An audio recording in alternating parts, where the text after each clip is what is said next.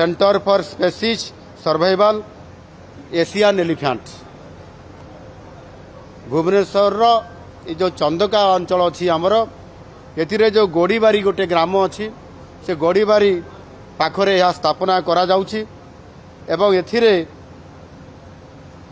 स्वतंत्र भाव में हाथींकर सुरक्षा पाई एवं सेमाने किभली भाव में सुरक्षार सहित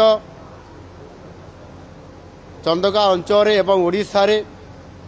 सेमाने जंगल रे रही पारिबे आउ सेथिपाई जो उत्सर्गीकृत पृथ्वीर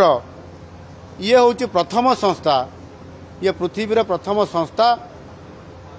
स्वतंत्र भाव में हाथी मानकर सुरक्षा पाई एवं सेमाने केमती भलरे रहिबे